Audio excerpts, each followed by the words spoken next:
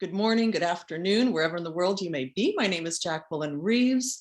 I work in the hybrid team space for leadership, and I will be walking you through some of the information today that we have to share with you about our changing world and how much we're working with hybrid teams and the shift that's happening in the work world today. We're using the Country Navigator to go through that. Some of you may already be familiar with the Country Navigator. Yeah, it's a massive, massive platform with lots of different options for you to inform yourself, to practice, to work with your employees.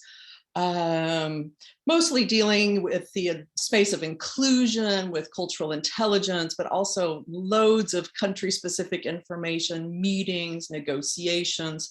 There's also assessments in there you can do, and the WorldPrism tool, which you can use for yourself to understand how you are viewing the world from your work perspective.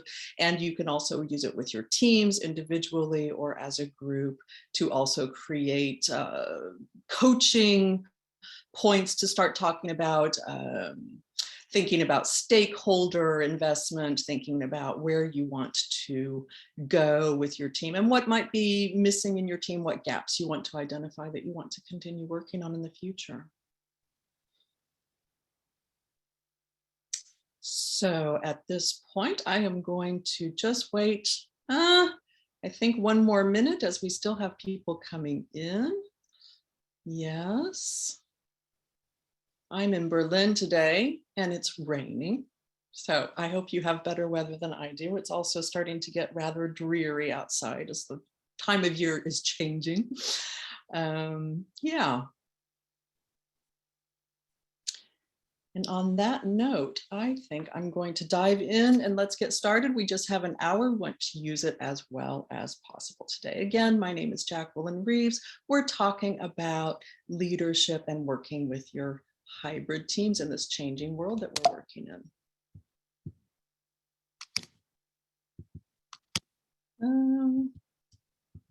Here I am having, oh, here we go. So here are the 3 pieces that we're going to walk through today. We're just going to talk about effectiveness, right? You're working on a lot of different levels. You're asking yourself lots of questions as you're getting into this topic.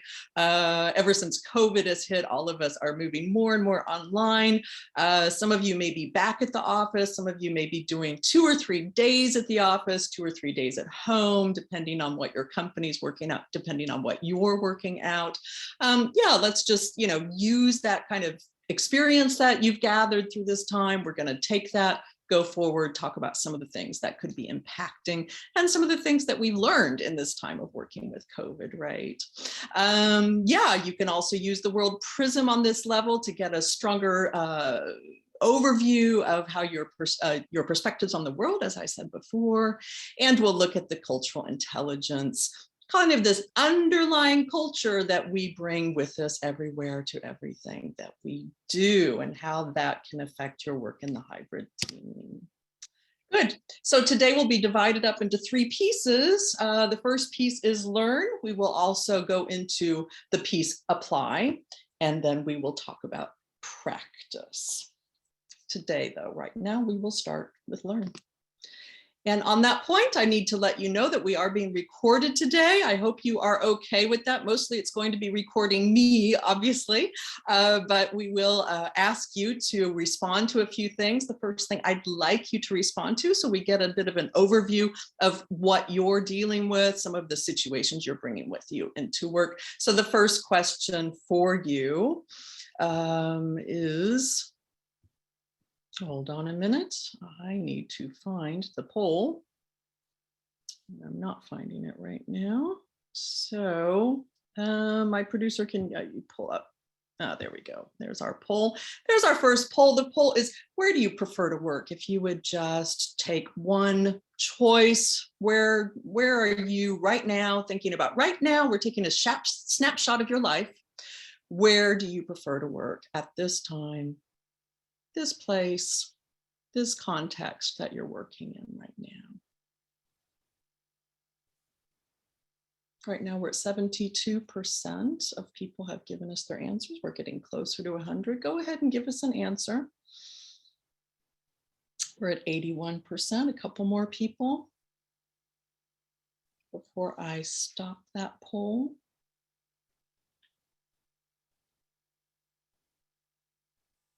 %, going once, going twice, up to 86. Good. See if I can motivate a couple more people to give us their preference. Where do you prefer to work? And okay, I'm going to go ahead and close it. Actually, it went to 86 and went down to 82. So I don't know if somebody took their poll back. Anyway, here are the results of the poll. I hope you can see them, and you can see, if you can see this. Yeah, good. That we have a pretty even 50-50 split between home and then both, which I'm assuming means home and office at the same time. So 50% who, yeah, are getting more. Let's ask that question. What are you getting out of working at home? Yeah, where do you see the pros for you? And then people who see more of a preference for working between them. Okay, well, let's move right along. I already have somebody who's already answered the second question. The question is right underneath that poll on the slide. It says, what does hybrid mean to you? So go ahead and use the chat, open that up, and just, yeah, put in a few thoughts, just like Sylvia did. Hello, Sylvia, thank you. Go ahead, what does hybrid mean to you? I'm gonna stop sharing the poll so that we can look at the slide again. A few more people, flexibility. Okay, it means in-person and virtual, absolutely. So we're dealing with the two different spaces at this point, aren't we? Good, so flexibility again, I'm seeing that word twice now. Okay, good. So now we have that big word, relationships. How do we build the relationships with people you don't see? I think that is one of the big issues that we are dealing with when we're talking about working hybrid, right? Good. Full flexibility, very nice. Yeah, you know, we do have choices that we can think about that maybe we did not have before. What are those choices? How do we use them? Good. Here we have hybrid meets flexibility. It means work-life balance. That work-life balance word means working when it fits you. Okay, and so we're going to talk about that. What does that mean when you get to work when it works for you, and when would it work for others, or possibly not? Good. Individual differences, difference between teams. Good. Face-to-face and digital in the same meeting, also bringing its own set of complications and complexities, thinking about working with people in front of you, working with people who are on your laptop or on your display, and just kind of thinking about what does that mean for how much, yeah, the interactivity, how many ideas am I gathering from people on those different channels? Is that working out for you? Good. Work from home, still collaborate. Very nice. Thank you. Flexibility, but I can see my colleagues when necessary. And confidence. Oh, I'd like to hear about that. How interesting. And trust. Oh, I'd like to hear more about that too. How interesting. Those both sound really, really fascinating one-word answers. Yeah. Manon, would you like to speak to us about the word confidence?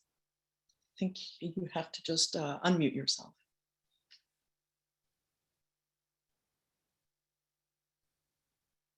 Manon, would you like to speak about confidence, or, yeah?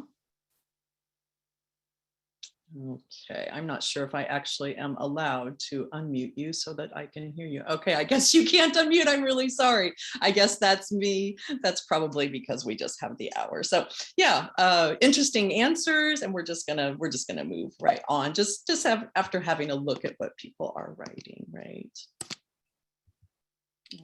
Okay, good. We need to learn and accept hybrid meetings. Okay, so just thinking about, yeah, this is a mind shift, isn't it? It's a mindset shift that we are talking about these days, aren't we?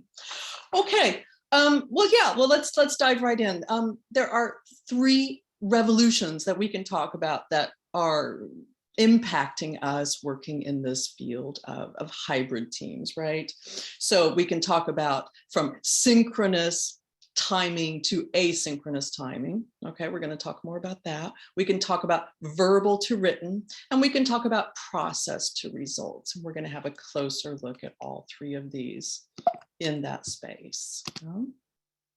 Okay, looking at asynchronous to synchronous to asynchronous. Well, what does that mean? I guess what we're seeing is if you're in the office, you can go around and just get quick answers from people. You can, knock on doors, or if you have an open space, just lean your head over your cubicle and ask somebody what they think about a certain situation or ideas. You can gather answers quickly or gather ideas quickly. And what we're finding out in this new space, well, that just doesn't work like that, does it? We have people dispersed. We have people working in different time zones. We have people working flexibility, family, running out and getting things done while they are in the workspace.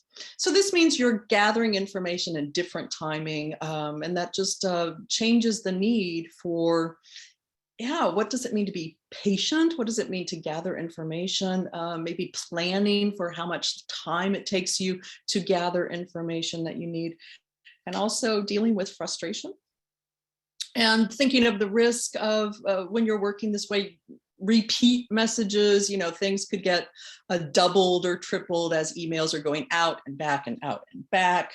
It also creates the risk for responsibilities not being clearly understood or taken on.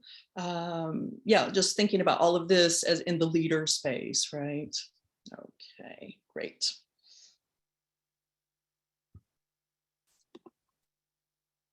Good. So we can talk about the need for dealing with verbal to written as well. So as we said, you can just kind of pop your head over that cubicle and ask questions. Well, that means now there's more, we're relying more on the written word. Yeah, so that is taking on more meaning. It's taking on more weight in the space of hybrid teams is writing. Right. So we're thinking about the 5 C's of communication as a way to focus yourself, as a way to make more use of that written communication that you are probably relying on more at this point. So just looking at that, what can you do? Thinking of being concise. Yeah, so not an email that's 2 pages, 3 pages long unless really necessary, but just thinking about where do I need to invest that time, the words, checking to make sure it's correct. People are relying more on that written communication, understanding from you that the information they're getting is correct before they continue on into their project tasks, right? Making sure it's complete, which means which could mean giving more context, giving more background, just filling in the gaps a little bit more, just for people who are working in different spaces or weren't able to attend a certain meeting. Just giving a little bit more background in case that's necessary. Clarity, using clear words, maybe not getting too overly complicated in word formation, sentence formation, and also consistent, thinking about which channels do you prefer to use and which channels has your team agreed on to use for written communication. Okay. And then the other piece we can talk about is process to results. And so this is one of the things, if you're talking about distance, if you're talking about not as clear focus on responsibility, who does what, or more information getting lost between the lines, well, that means our comfort zone is changing. So we can say process is a way that we can really ensure safety at the workplace. But what we see in hybrid teams, that process is going to need to expand. And that means the whole manager space can move into what we would call the fear zone, because suddenly you're having to maybe let go of some delegation or responsibility, or allowing people to create their own processes, create their own ways of doing things in the space that they're working on. But that can lead to the learning zone as you are focusing more on what is working for your teams, focusing more on productivity and quality instead of processes. Okay, and with that, you get into the growth zone. And so you're finding a new way of management, you're finding a new way of leading that might not be so focused on number one, number two, number three, but more checking in and coaching people, finding ways to manage their new struggles and their new challenges working in this space.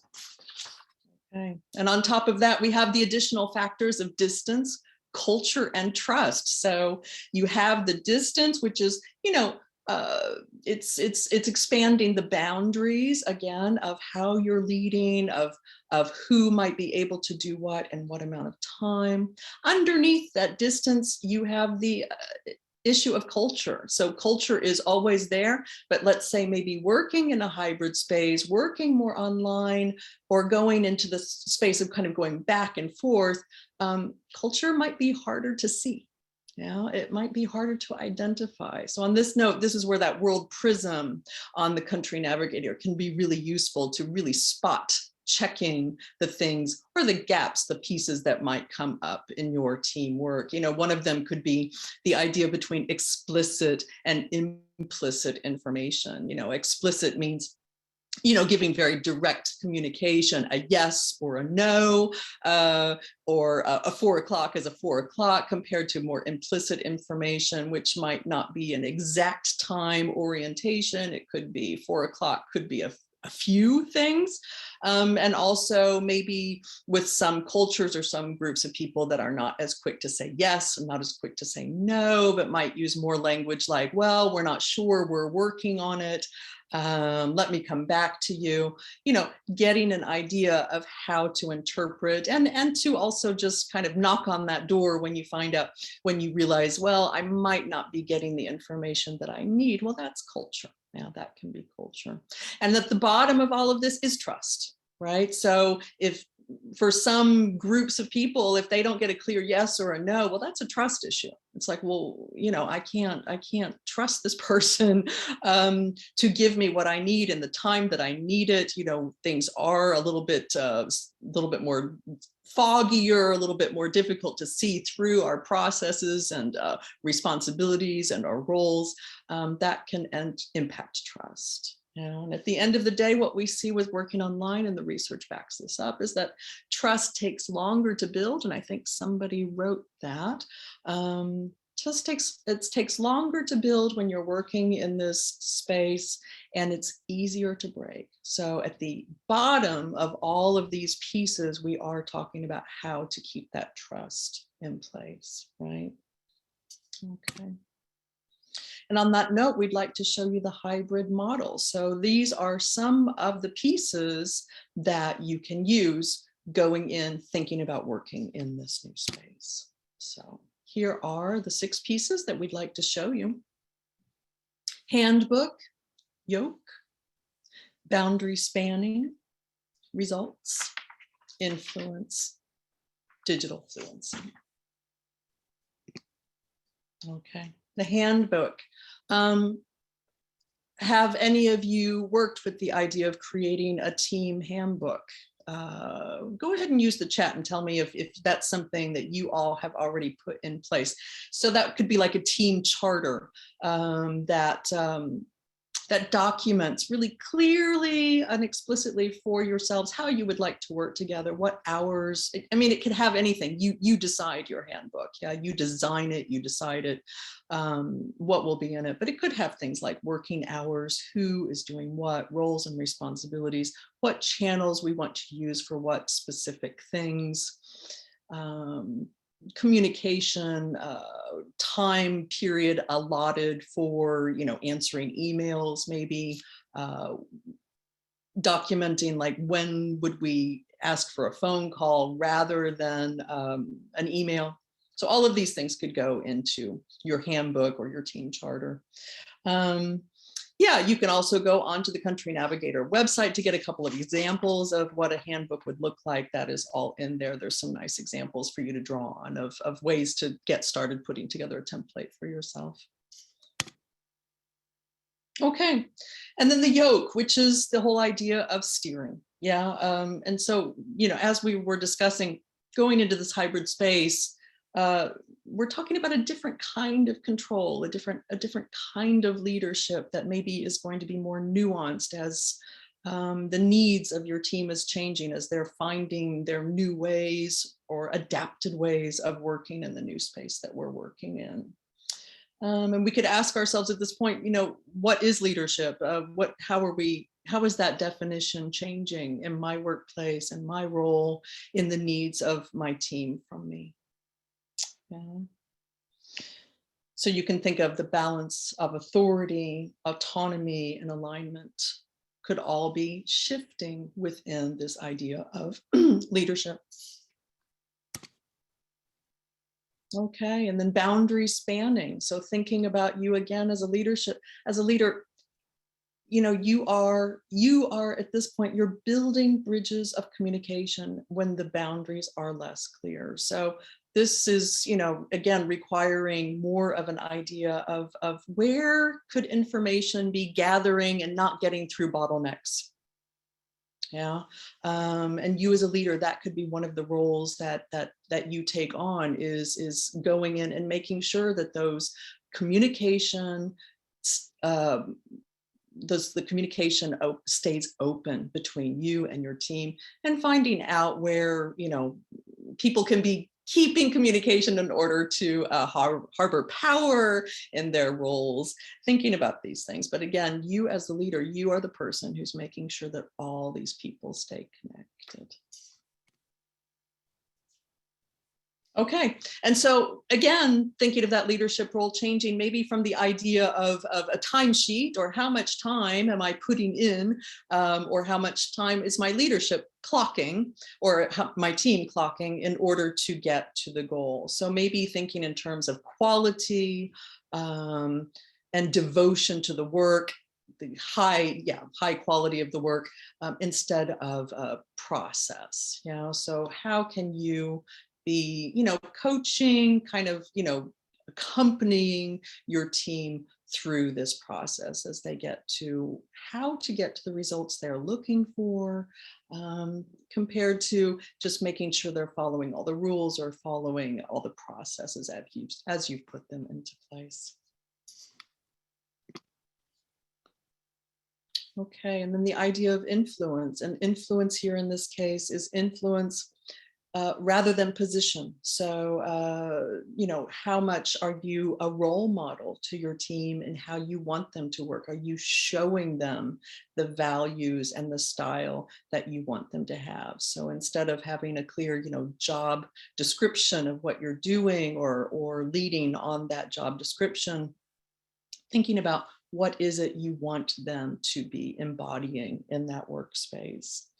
Your job then is creating that safe space for your team, especially across these channels, across the distance, across the boundaries, to where they feel safe to challenge, to bring new ideas in this new space where, again, as we said, it might not be as easy, especially for people who are more introverted or who come from a more passive style. But how are you going to create that for your team so that these ideas keep coming out, innovation keeps happening within your workspace?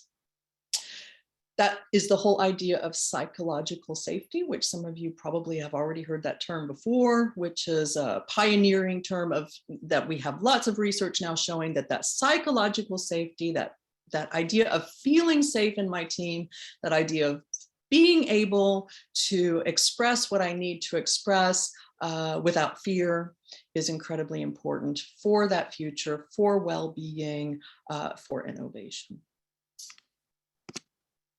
Good. And last but not least is the idea of digital fluency. So does your team have the tools that they need? Have you decided on which tools are working best for which tasks, which goals?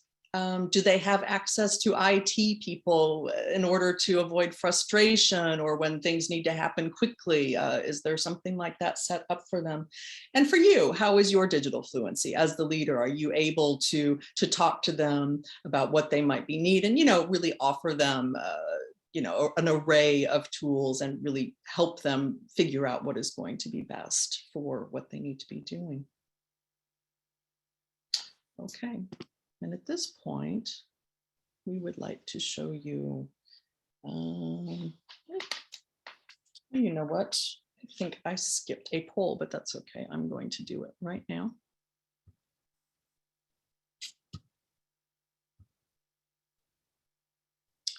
So the second poll is, do you feel trusted to work from home? So I'm going to launch that poll. Again, it's one answer. Do you feel trusted to work from home? So yes, my manager is happy, mostly. I have to report in regularly and show I'm online. Not at all. I'm micromanaged.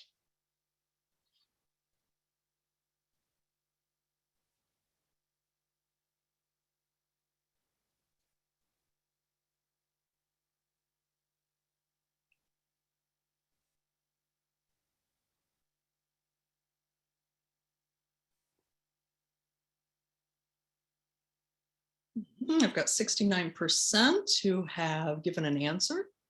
Can I get a few more? Good, I'm at 73.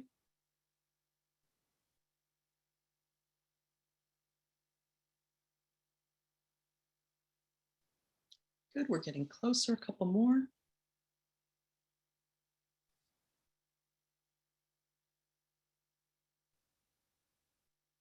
Okay, we're at 76% and we've been on for 1 minute. I'm going to give it a couple more seconds. Okay, I've ended the poll and I'll go ahead and let you see what you wrote. And you could see, wow, 90% say, yes, my manager is quite happy to focus on my outcomes. So people feeling quite comfortable with their management, people feeling like they're given a lot of trust and that they're free to kind of be creative and find their own ways to get things done. Just one person said, well, we're learning together. And one person said, I'm not sure. I have to report in regularly and show I'm online. But yeah, those are really positive results for this kind of thing. I guess we could think about, is that what's going on for everybody? And I guess another great question is, how did you get to that point to feeling so trusted to work from home? What is going on? It sounds like there's something going on right in your team or right in your organization that's really allowing this to happen at home. And maybe also think about, am I getting the same productivity? Am I getting the same results working from home that I did before? Okay. Good. Would anyone like to put anything in the chat about that? I'd like to hear about that a little bit. Why? Tell me about how, give me some information about how your manager's happy to focus on your outcomes. Yeah. What are you doing, or what have you and your manager worked out that makes that work? I'd love to see a few things in the chat on that. What have you worked out together?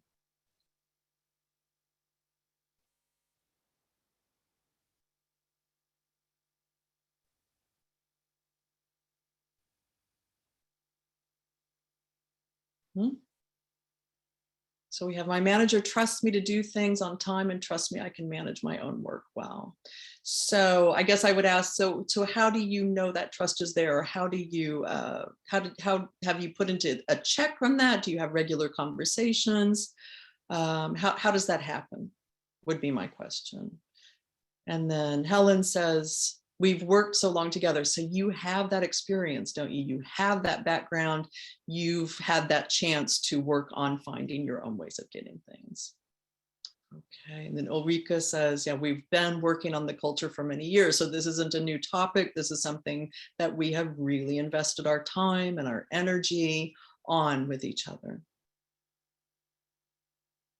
Okay, and so Brian says, well, all of my results are landing on my manager's desk every day, so there's no need to question. There's just a very clear line of communication, also very interesting. Yeah, so just very clear, very direct line set up. Sylvia says, yeah, we've clearly defined objectives to achieve. So again, so you've put in that work to really sit down and work out, what is it, you know, just like we said with the word concise, you know, what is it we need to say? How do we need to do it? Very nice. Okay, and here Matt says, we have a small team. We know everybody's pulling in the same direction. So I would push on that a little bit and go, well, how do you know? How have you assessed that everybody's pulling in the right direction? What is it? What can you identify, the behaviors that you can see that show that to you. And Alexandra says, oh, I'm a huge fan of explicit communication, and we have discussed this in detail.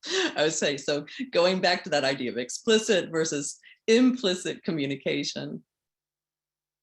Yeah, that is one of the areas that you can invest some time in. Good, regular meetings and catch-ups, says Matt. Okay, so yeah, so just kind of a regular plan of when you're going to meet. And yeah, that makes everybody feel really comfortable, I can imagine, just knowing on this day, we're always going to have this time to talk to each other. Very nice. Good.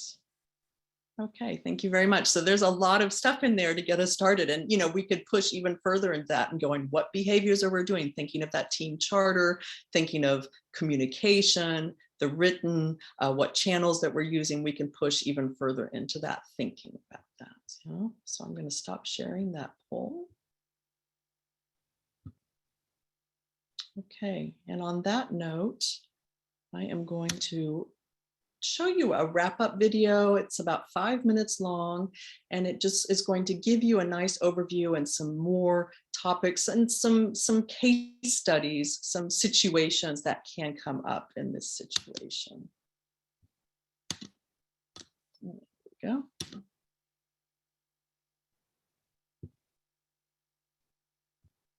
Communicating in hybrid teams is much more complicated than in person. And back and see the whole thing from the very beginning. Here we go. If you can't hear it, please let me know. We've all noticed that communicating in hybrid teams is much more complicated than in person.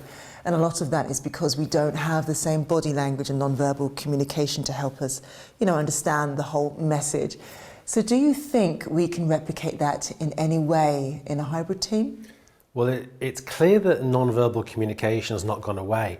But when we're not physically present with someone, a lot of meaning is lost, and particularly meaning around the emotional or mood content. Oh, I agree. It's so much harder to get empathy across when you're speaking to someone virtually. In fact, I suspect that I probably opt for an email rather than speaking to someone in person now. And you can hide more emotion a lot in that way. You're spot on. One British university saw email traffic increase by 350% when they introduced hybrid working. So people stopped speaking to each other directly and sent emails instead. And it's not surprised that in the same time period, there were more complaints about colleagues, more confusion about instructions, and a general feeling that communication wasn't working.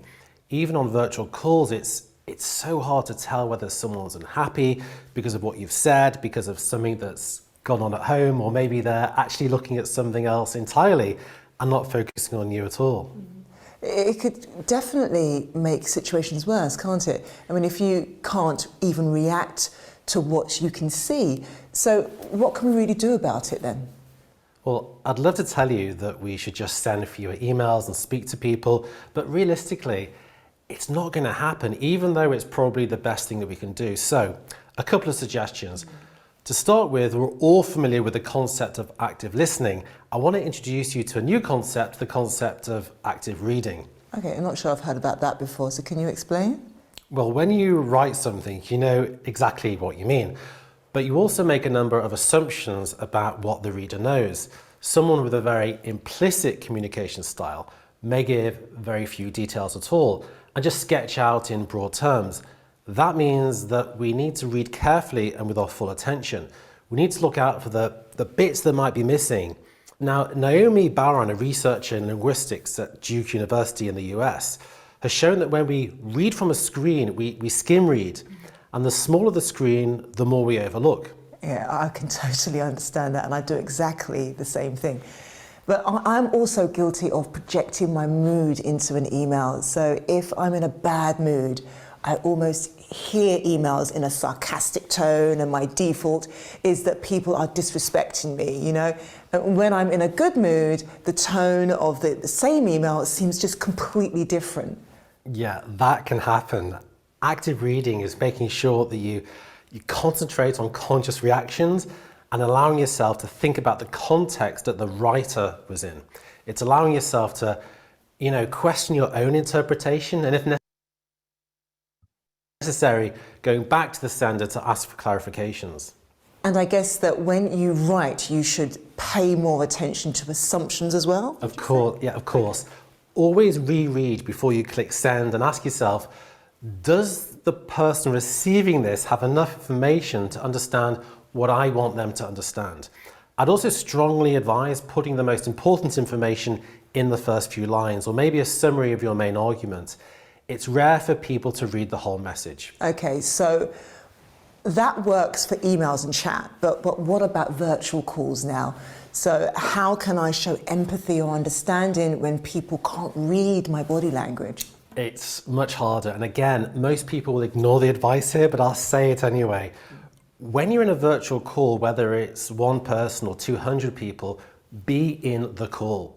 Okay, so close down your email apps, browser windows, maximize the window with the call and focus on what is said.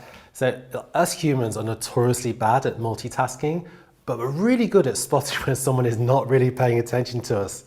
And you can't empathize if you're reading an email from Helen Accounts. Another suggestion is to be more explicit and obvious in what you say and pay attention to how you say it. So if you want to show empathy, tell the person that you understand. If you're angry, speak up and say that you're angry.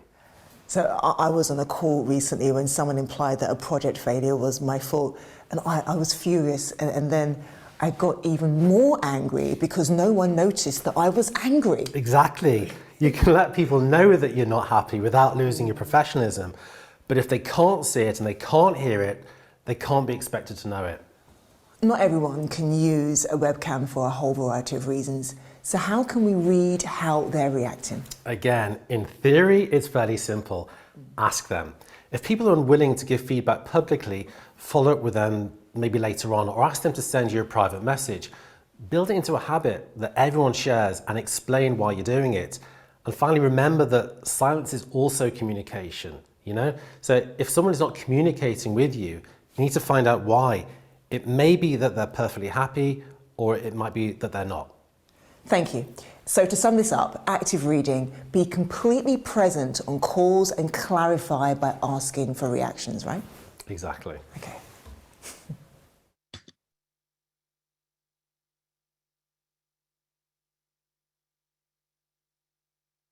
Okay.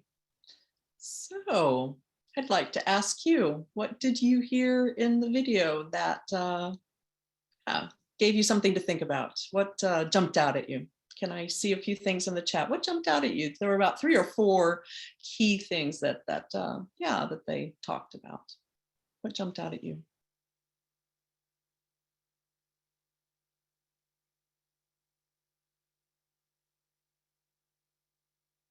Okay, nice. Virtual requires some attention, doesn't it? Yeah, that whole piece of saying, be there. Now that people notice quickly if you are somewhere else in your thoughts or somewhere else on an email, that people do notice. Good. Yeah, closing all those digital applications. I think that's something that's really hard for all of us. I have to say, I'm really tempted always to keep a couple of things open. I think it's kind of a security blanket as well, that I hold on to that. Good. And then this letting people know how you feel, this showing emotion. And again, talking about explicit communication, I do think that takes some practice. It doesn't come naturally to all of us, or maybe even many of us. But yeah, thinking about what that might look like and how that can be useful, and what kind of language to use in your team culture. Good, thank you. Good, yeah, being there, being in that meeting, being present. Yeah, and of course to that, who is talking more? Because what I really notice is in the virtual space, the people who share ideas are often not exactly the same people I'm used to sharing ideas at home. I think that can be an advantage, but noticing that, who is sharing, who likes being in that space, likes to share, but understanding that if somebody's not, how to reach out to them and get their feedback as well. Good. Good, making your statements clear, again, so just thinking about that, yeah, concise communication, whether it's verbal, whether it's written, very nice. Yeah, and as Sylvia says, as I always also stated, when we're in a conference call, we do tend to flip around in our applications and check things. And the thing is, you all know the research as well as I do, probably, that our brains do not catch up with that flipping around very quickly. We do lose depth, we do lose concentration, we do lose quality of thinking, connecting with the people. And I think that that danger or that tendency is going to rise quite a bit when you are on these online meetings. Yeah, and Simona says, how do you share ideas without being perceived as talking too much or knowing more than others? Yes, and that's fine. Your correction of your TOO. Yeah, absolutely. So, how are you creating this new space where everybody gets to share and not feeling like you're hogging too much of the space or you're talking too much? Absolutely. So, yeah, so all of this is stuff that you can talk about for a team charter. All of these are things that you can talk about with channels. Which channels are we going to use? And maybe, specifically asking, people, and I have to say that's what I do in online meetings, as you saw, I was trying to do with you, but couldn't. But, specifically naming people by name, asking for their opinions or coming out, or if that you're giving a kind of a bigger question, more of a thoughtful question, not a yes, no answer. Creating time and space to think, perhaps emailing a question out before a meeting, before people come in and saying, yes, I am going to ask, certain people to talk about this, if you could prepare this. I think that can help also when we're entering into that virtual space, instead of, just being put on the spot, perhaps in front of maybe 100 people or 50 people, depending on how big these meetings can get. Very nice. Yeah, good.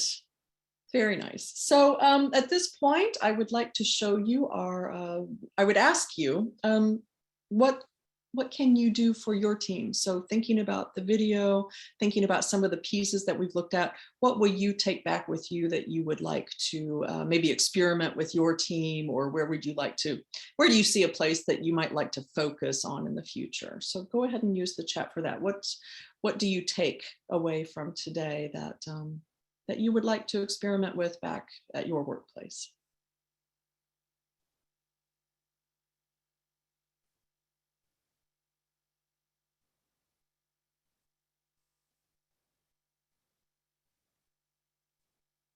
Active reading. Yeah, the active reading is a fascinating concept, isn't it? Yeah, that we, how do we take that time? How do we, more explicitly say what we're doing? Good. Talk about trust specifically. Yeah, trust is one of those things that, it's at the bottom of everything we do, but we take very little time to actually talk about it. It can be a bit hard to touch. It's not an easy topic, right? Very nice. What else?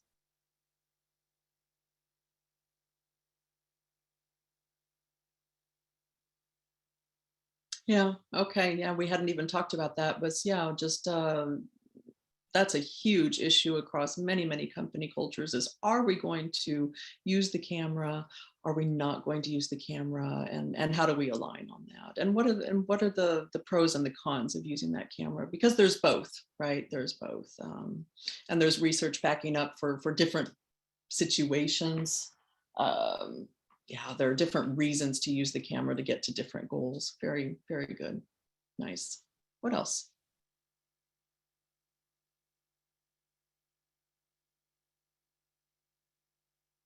Yeah, very nice. Yeah, I totally agree. So again, it's just that kind of thinking about, who isn't talking, especially as a leader, and making sure that every voice gets heard, using that inclusion in the space, right? Good. Anything else? Something else that jumped out at you that you would like to think about when you're back at your workspace?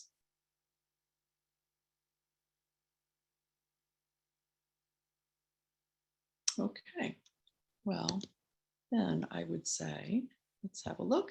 You can, oh, hold on a minute.